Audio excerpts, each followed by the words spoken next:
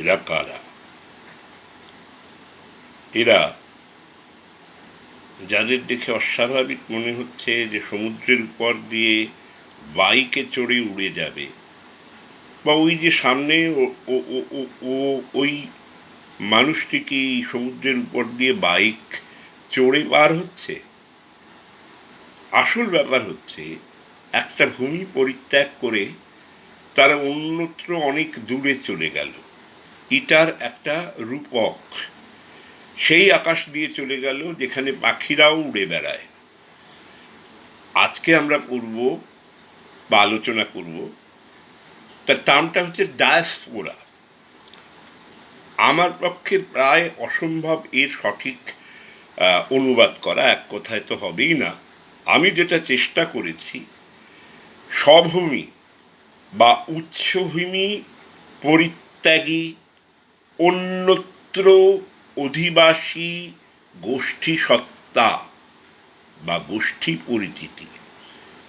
আবার বলছি, উচ্চভূমি পরিত্যাগী অন্যত্র অধিবাসী গোষ্ঠী সত্তা বা পরিচিতি।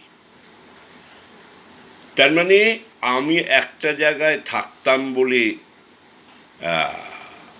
যে অংশটা আমরা যাচ্ছি তারা সবাই জানি যে যতদূর মনে পড়ে এটাই আমার জায়গা, এটা আমাকে ছাড়তে হলো। এটা আমাকে ছেড়ে যে জায়গায় গেলাম, আমরা দল বেঁধে গেছি, নতুন জায়গায় অবস্থান করছি, তার অধিবাসী হয়ে উঠেছি। সেই জায়গার ধরন ধারণ নিয়মকানুন আলাদা, কিন্তু আমাদের যে গোষ্ঠী সেই সত্তা আমরা বজায় রাখছি।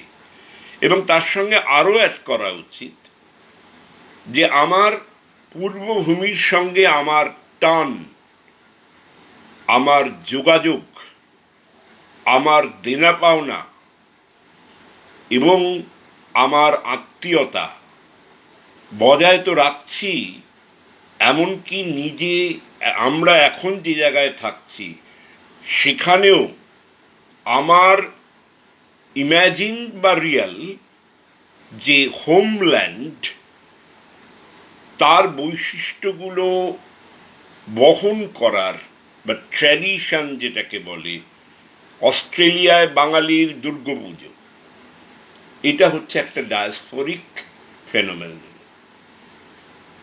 সুতরাং এই ডায়াসপোরা আলোচনা করব। এখন একটু তো আমরা ক্রিটিক্যালি দেখায় অভ্যস্ত, একেবারে পুরো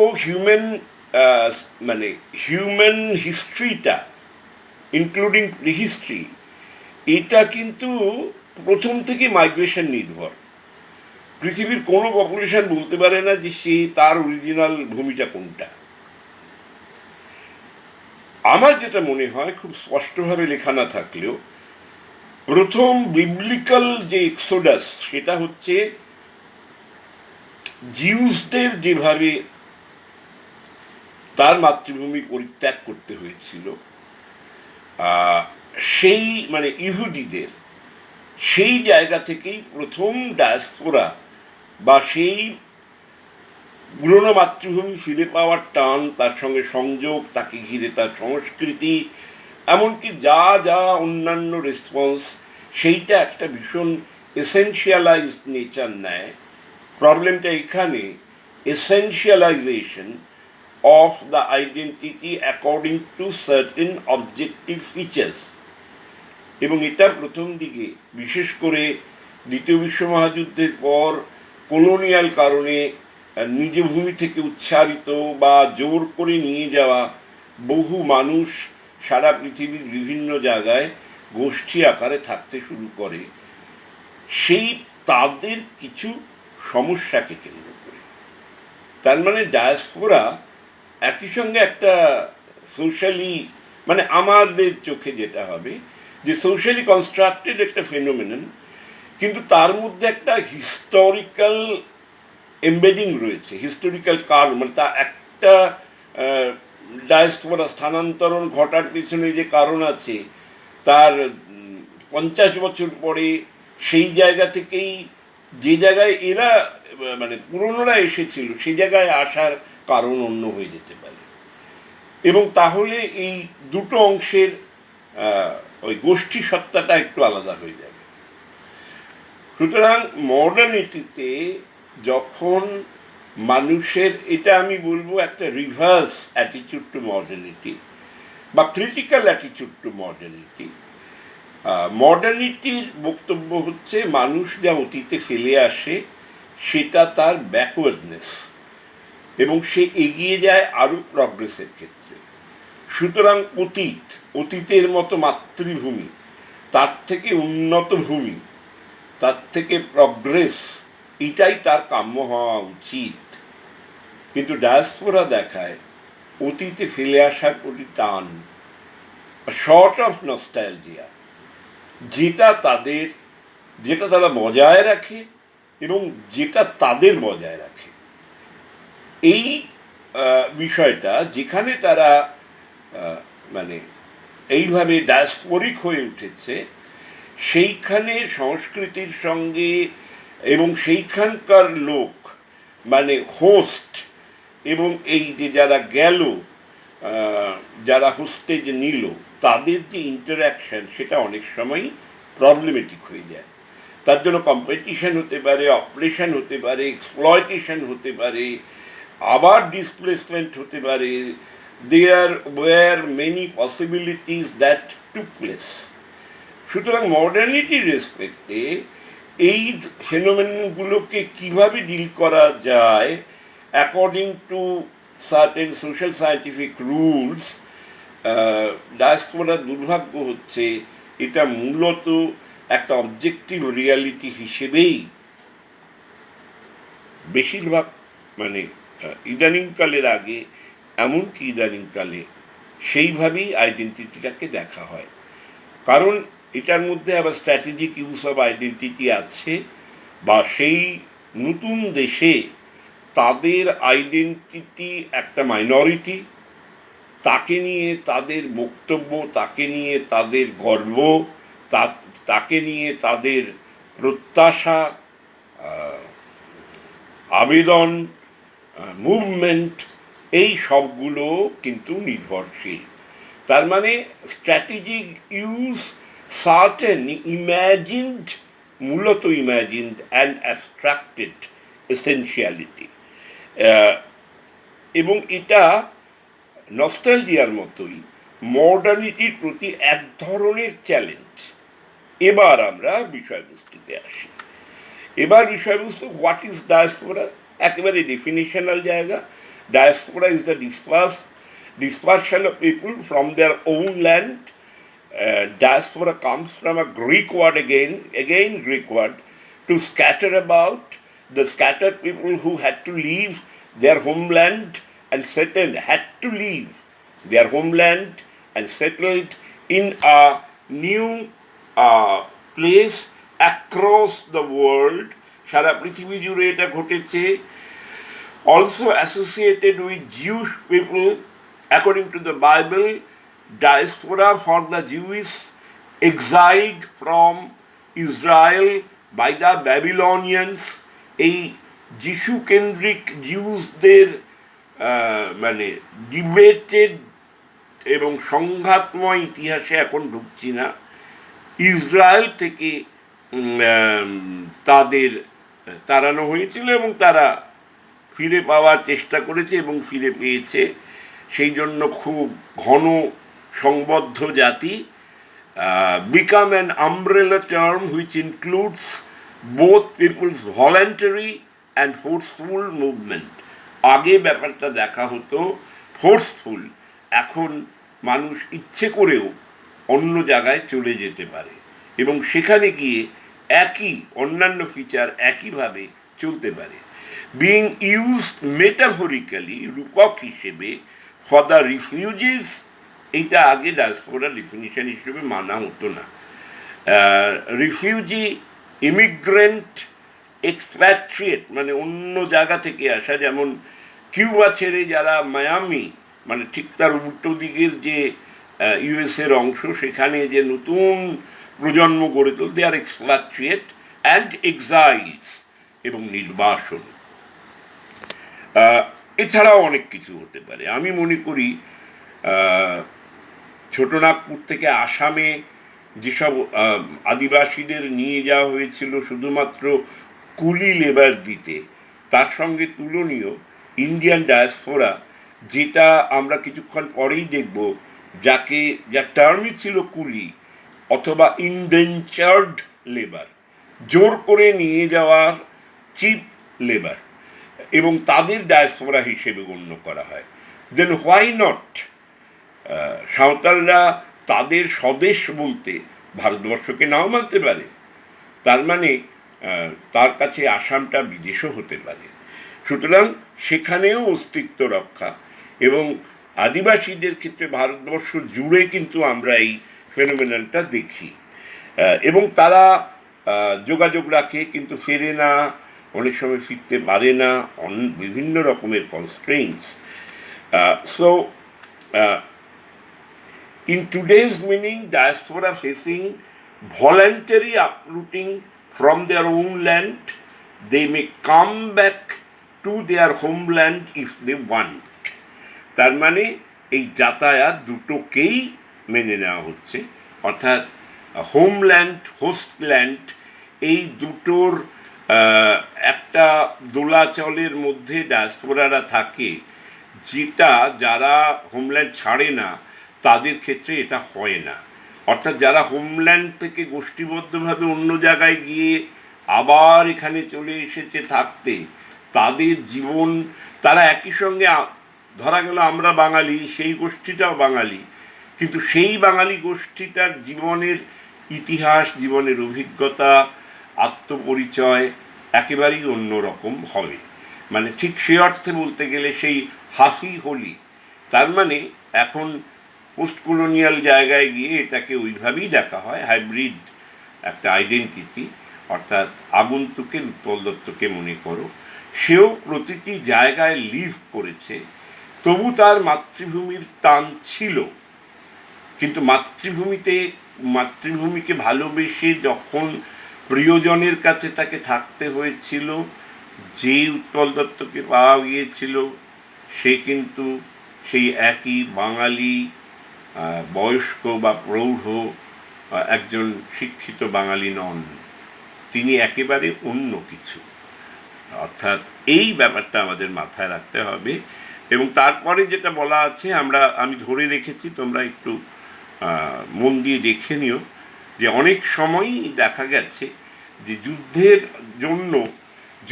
জন্য যখন দেশ ছেড়ে চলে যেতে হয়েছে, তখন আর তারপর আর দেশে ফেরা সম্ভব হয়নি।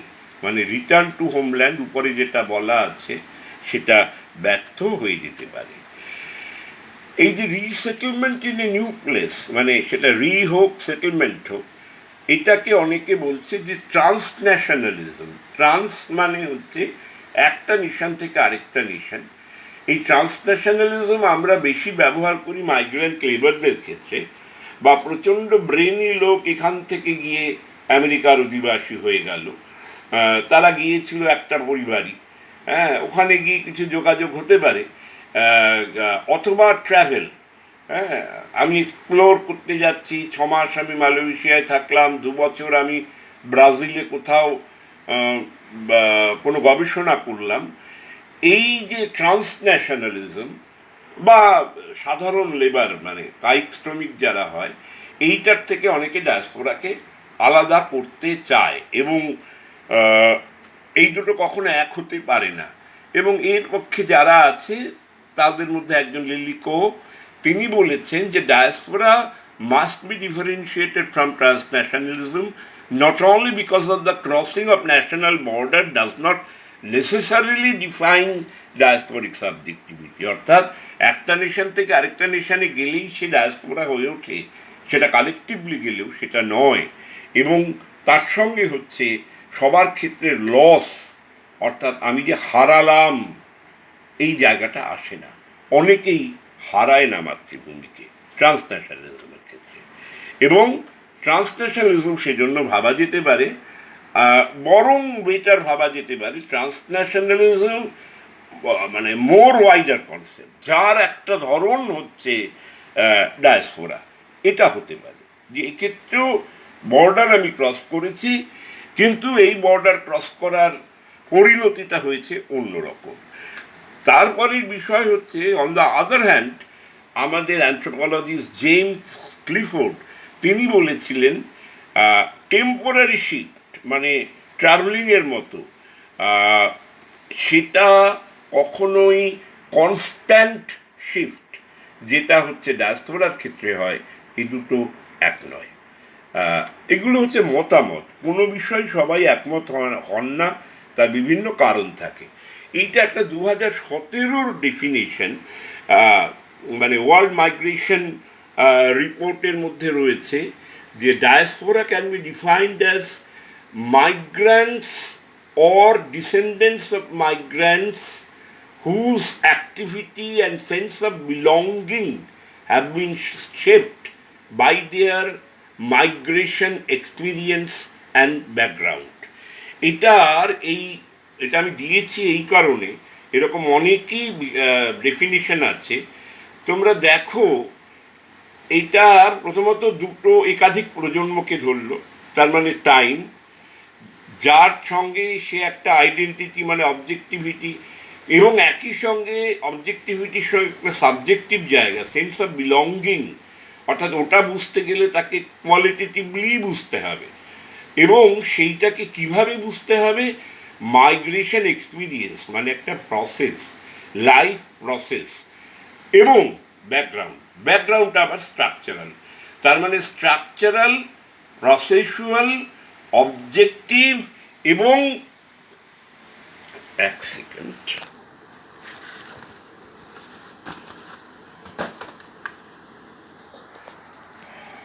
অবজেক্টিভ এবং সাবজেক্টিভ, এই জায়গাটা নিয়েই হচ্ছে এটা।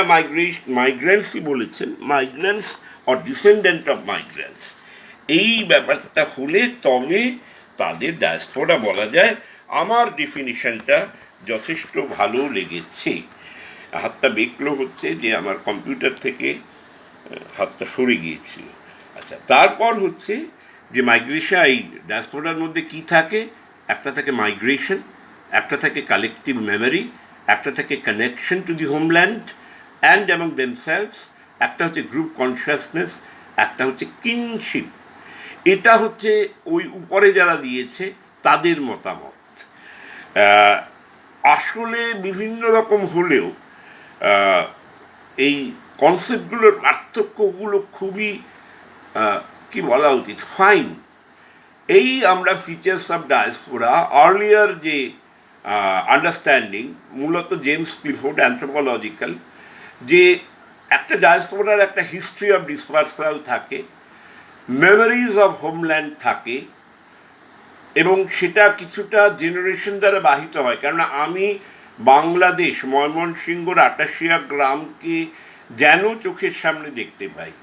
অর্থাৎ ডায়াসপোরার আরেকটা মজা, সেটা এরপরেই বলছি, অ্যালিয়েনেশন মানে বিচ্ছিন্নতা, মানে যেখান থেকে নস্টালজিয়াটা তৈরি হয়। অ্যালিয়েনেশন ব্যাপারটা শুধু আইসোলেশন নয়, it has a felt lived dimension. আমার কাঁদে বাড়ির জন্য, বাংলাদেশের জন্য, আমার মন মাঝে মাঝে ব্যাকুল হয়ে ওঠে, এবং তার সঙ্গে সাপোর্ট অফ দ্য হোমল্যান্ড। কিন্তু ডায়াসপোরার যেটা আমাদের এই যে বাঙালদের বা পাঞ্জাবিদের মধ্যেও যে জিনিসটার মানে অনেক সময় অনুপস্থিতি ঘটে, যে হোমল্যান্ডের সঙ্গে সাপোর্ট সিস্টেম সেভাবে ডেভেলপ করে না। যেমন দেখেছো যে ওই যে গুরুদুয়ারা খুলে দেওয়ার সময় পাকিস্তান বর্ডারে কী আনন্দ, কারণ তারা সশরীরে সেখানে উপস্থিত হতে চায় বিনা বাধায়, হ্যাঁ, বিশেষভাবে নয়, এবং হোমল্যান্ডের লোকজনের সঙ্গে খুব মুক্তভাবে মেশা। কিন্তু সাধারণত ডায়াসপোরিক কমিউনিটিস এই সাপোর্টটা থাকে। তারপরে হচ্ছে কালেকটিভ আইডেন্টিটি। রবিন কোহেন, মানে যার প্রথম অবদানটা হচ্ছে return movement or home coming, মানে যেটা হচ্ছে ফিরে আসা, সেটাও একটা এক্সপিরিয়েন্স, যেটা একটা জায়গার আমরা বাঙালি অধিবাসী এখানেই আছি, আর যারা বাইরে গিয়ে আবার ফিরে এলো, এই রিটার্ন মুভমেন্টের গুরুত্বটা হচ্ছে ওই এক্সপিরিয়েন্সে, ওই হোম কামিংয়ের বিষয়টায়, অর্থাৎ হোম কামিংয়ের মধ্য দিয়ে তাদের মধ্যে কি এফেক্ট পড়ছে সেইটা জানায়। কিন্তু এই যে ছখানা ফিচার্স দেওয়া হলো, এটা হচ্ছে আশির আশির দশক বা 90-এর দশকের শুরুর ধারণা। আমরা 2008-এর ধারণা দিয়ে শেষ করব। প্রথম দিকে টাইপোলজি যেটা ছিল 5খানা টাইপস। একটা হচ্ছে ভিকটিম, যেটা জিউসরা হয়েছিল। একটা হচ্ছে লেবার, মানে কুলি, ইনডেঞ্চার্ড লেবার, সাউথ এশিয়ান, মূলত ইন্ডিয়ান, কিছু শ্রীলঙ্কান, আর বাকি জায়গা থেকে কম। ট্রেড, মানে ব্যবসাপাতির জন্য, যেটা আমাদের কলকাতার বুকে চীনাপট্টি, চীনাবাজার ইত্যাদি আসলে চাইনিজরা ট্রেড করার জন্য সারা পৃথিবীতে ছড়িয়ে পড়েছিল। ইম্পিরিয়াল, মানে কোলোনাইজেশনের কারণে, দ্যাট ইজ একটা উদাহরণ এগুলো, একটা ব্রিটিশ। কালচারাল, সেটা হচ্ছে ক্যারিবিয়ান, অর্থাৎ কালচারাল কারণে ক্যারিবিয়ানদের অনেক কিছু সারা পৃথিবীতে পপুলার হওয়ায় তাদের অনেকের ডায়াসপোরা হতে হয়েছে। নিচে আরও বেশ কিছু এক্সাম্পল ঠিক এইগুলোরই দেওয়া আছে। তো আমরা আরেকটা জিনিস ডায়াসপোরার ক্ষেত্রে তোমরা বুঝছো, যে অবজেক্টিফাইড মানে যেন স্ট্যাটিক, কিন্তু ডায়াসপোরার মজাটা হচ্ছে যতই একটা আইডেন্টিটি কনস্ট্রাক্ট তৈরি করা হোক, সেটার মধ্যে একটা অ্যাবস্ট্রাকশন আছে, তার মানে একটা আইডিয়াল টিপিক্যালনেস আছে, যেটা ওয়েবার বলেছিলেন যে কোনো আইডিয়াল টাইপ পুরোপুরি রিয়েলিটিতে মেলে না। আইডিয়াল টাইপ একটা অ্যাবস্ট্রাকশন, এরকম অনেকগুলো আইডিয়াল টাইপের কিছু কিছু অংশ নিয়ে অ্যাকচুয়াল রিয়ালিটি তৈরি হয়, এবং তার এক্সাম্পলস এবং নোটস এই তোমাদের দেওয়া আছে, ভিকটিম, লেবার, ট্রেড, এবং যেটা নতুন টেরিটোরিয়ালাইজেশন।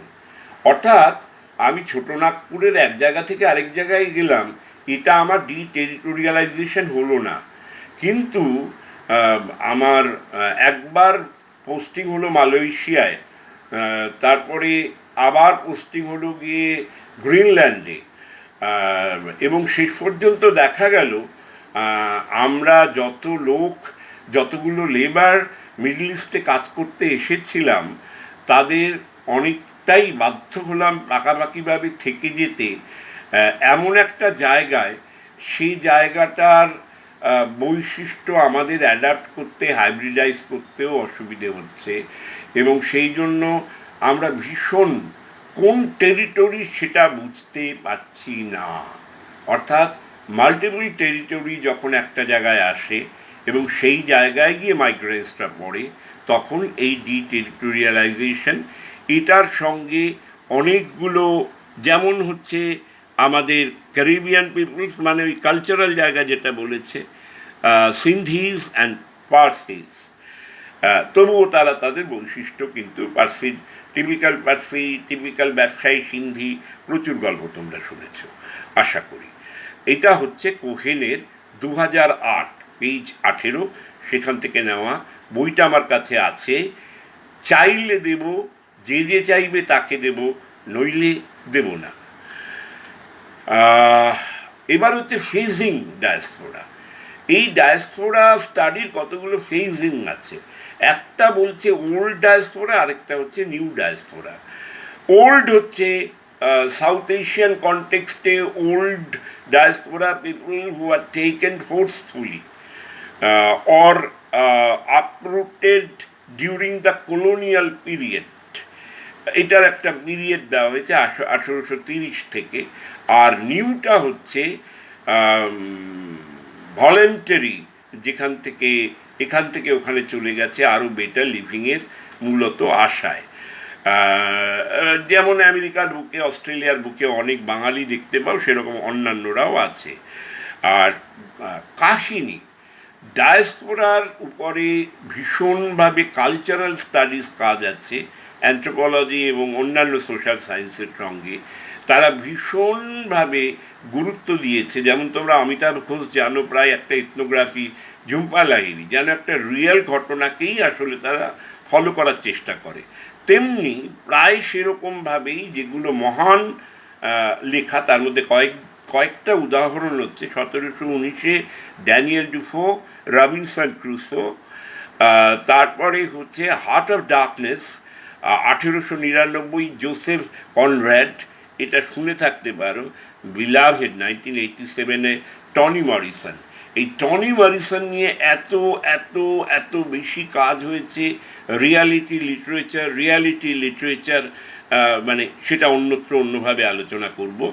এবং যে থিমসগুলো, slavery, colonization, slavery, operation, and discovering colonies which fall under the broad umbrella of old diaspora.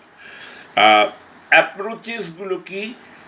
1960 থেকে 80 পর্যন্ত প্রথমে হচ্ছে 60-70 ডিসপারশনের উপরে গুরুত্ব ছিল, এবং ডিসপারশনটাই ডায়াসপোরার মূল চরিত্র। 1980-তে গিয়ে বিভিন্ন ক্যাটেগরি করা, এটার মধ্যে অনেকগুলো ধরন আছে: expellees, expatriates, political refugees, alien residents, immigrants, ethnic and racial minority, their historical experiences, collective narratives and differing relation to homelands and hostlands. বলেছি আগে হোমল্যান্ড অ্যান্ড হোস্টল্যান্ডস। 1990 থেকে 2000 এটা দুটো ফেজ। একটা হচ্ছে 1990-এ প্রথম কনস্ট্রাকশনিস্ট ক্রিটিক, মানে কোনো ডায়াসপোরা 5 বছরের মধ্যে কেন 2 বছরের মধ্যে কাজ করলেও, যেমন ধরো মেদিনীপুরের একটা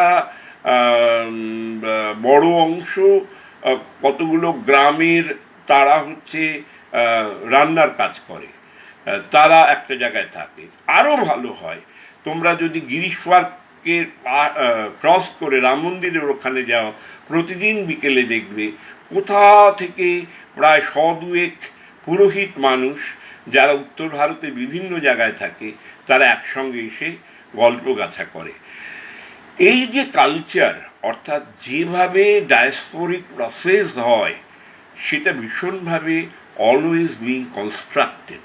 সুতরাং কনস্ট্রাকশনিস্টরা ওই ফিক্স টাইপোলজিকে চ্যালেঞ্জ করতে শুরু করে, এবং তারা বলে যে,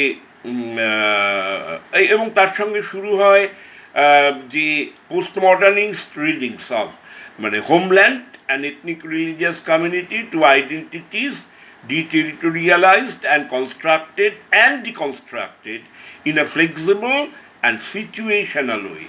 অর্থাৎ এটা কোনো এক জায়গায় দাঁড়িয়ে থাকে না, সুতরাং এটাকে ফিক্সিটি দেওয়া উচিত না। এই সেঞ্চুরি মানে সেকেন্ড মিলেনিয়ামে এর মানে এই যে অনেক রকমের জটিলতা চলে এলো একটা ডায়াসপোরিক কমিউনিটি, মানে ডায়াসপোরা থেকে কেউ সেখানকার লোকাল লিডার হয়ে গেছে, সে বড় লিডার, বড় মাপের লিডার, তাহলে বাকি ডায়াসপোরিক লোকদের সঙ্গে তাদের আচার আচরণ, তার ডিলিং কীরকম, মানে অনেক রকম। এবং ডিটেরিটোরিয়ালাইজেশন অফ আইডেন্টিটি, বিশেষ করে কালচারের পরিপ্রেক্ষিতে, যে এক জায়গা থেকে কতগুলো কালচারাল পারফরমেন্স অন্য জায়গায় চলে এলে কী চেহারা পায়। আর ভ্যালিড ফেনোমেনা জেনারেলি, আমার মনে আছে যে চাইনিজ ডেলিগেশন এসেছিল একবার, আমরা বেশ বড় বড় দোকানে তাদের 2 দিন খাইয়েছি, কোনোটাই তার মুখে দিয়ে বলেছে এগুলো চাইনিজ প্রিপারেশন নয়, মানে বড় বড় হোটেলে। কিন্তু আমরা ওই চীনাপট্টি থেকে, ট্যাংরার চীনাপট্টি থেকে 3 জন কুক, যার প্রধান হচ্ছেন একজন মহিলা, মানে এমন কিছু প্রিপারেশন আমার সেগুলো খাওয়ার সুযোগ হয়েছিল। ওরা খেয়ে বলেছিল এটা বেজিংয়ের ভালো রেস্তোরাঁয় এরকম খাবার পাওয়া যায়। তার মানে কালচারের গুরুত্বটা বোঝো। They are still seeking that homeland even during their travel, during their very much official travel. Ideas of home, often the stronger inflection of homeland, remain powerful discourses. অর্থাৎ হোমল্যান্ডের ছাপ ভীষণভাবে তাদের জীবনধারা, প্রতিদিনের দৈনন্দিনতাকে ভীষণভাবেই প্রভাবিত করে। আমরা এবার আসি সেটা হচ্ছে আবার সেই টাইপোলজি, কত ধরনের ডায়াসপোরিক ইনস্টিটিউশন থাকে। যেমন হচ্ছে মিনিস্ট্রি থাকতে পারে, সাব মিনিস্ট্রি থাকতে পারে, যেটা চাইনিজদের ক্ষেত্রে আমাদের এইখানকার লোকেদের যোগাযোগ করার জন্য সেটা রয়েছে, এবং এইভাবে লোকাল স্তর থেকে শুরু করে কাউন্সিলর স্তর থেকে একদম নিম্ন স্তর থেকে উচ্চতম স্তরে এই ইনস্টিটিউশনগুলো বিলং করে। এটা হচ্ছে একটা পজিশনাল হায়ারার্কি এবং একই সঙ্গে স্পেশাল হায়ারার্কি। তার মানে ইউহান প্রদেশের চাইনিজরা এখানে যদি থাকে, ডায়াসপোরা হয়ে যায়, তাহলে প্রথমে ওই আমরা যে বলি কনসুলেটে যোগাযোগ করবে, সেখান থেকে এই হয়ে সেই লোকালিটিতে যাবে। সুতরাং এই হায়ারার্কিটা ভীষণভাবে দেখানো প্রয়োজন ছিল, এবং এইটা আমি নিয়েছি 2018 migration-portal.org থেকে। এটা একটা ইন্টারন্যাশনাল খুব গুরুত্বপূর্ণ একটা পোর্টাল, তোমরা ব্যবহার করে দেখতে পারো। ইন্ডিয়ান কেসটা একটু মজার জন্য দেখাচ্ছি, আমি খুব ক্লোজ করে দেখাচ্ছি, আমি আর পড়ছি না, তোমরা দেখে নিও যে আমাদের কত রকম অফিস, মানে ঠিক আগে যেটা দেখালাম অর্গানাইজেশন বা ইনস্টিটিউশন, কত রকম কত নামে সারা পৃথিবীতে রয়েছে, যার কোনো খবর, বেশিরভাগেরই খবর আমরা রাখি না। এইবার দেখো, এই হচ্ছে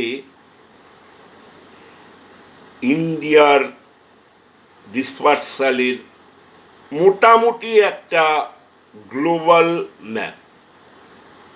মন দিয়ে দেখো, এমন কোনো মহাদেশ উপমহাদেশ নেই যেখানে ইন্ডিয়ান ডায়াসপোরা নেই। তার মধ্যে আমরা দেখি পার্সেন্টেজ, সবচেয়ে বেশি দেখো ইন্ডিয়ানসটা আছে সাউথ ইস্ট এশিয়ায়, তারপরে দেখো তোমরা দেখলেই বুঝতে পারবে গালফ অঞ্চলে, তারপরে তোমরা দেখলেই বুঝতে পারবে বেগুনি, আমি দেখতে পাচ্ছি না চোখে। সুতরাং এই প্রপোর্শনগুলো দেখলে তোমরা বুঝতে পারবে, ওটা মনে হয় ইউএস। বেগুনি ভায়োলেট যে কালারটা আছে ওটা হচ্ছে আমেরিকার বুকে কত কি পার্সেন্টেজে আছে। এই রকমভাবে সারা পৃথিবীতে ইন্ডিয়ানসরা, এটা ইন্ডিয়ানসদের বিষয়, কীরকমভাবে তাদের diasporic percentile distribution of the population. এবার আমরা দেখি যে expanded concept of diaspora, collective memory, homeland, idealized ancestral home, restoration of the original homeland, and continued in various ways to relate to that homeland. এইটা যার লেখা, এটা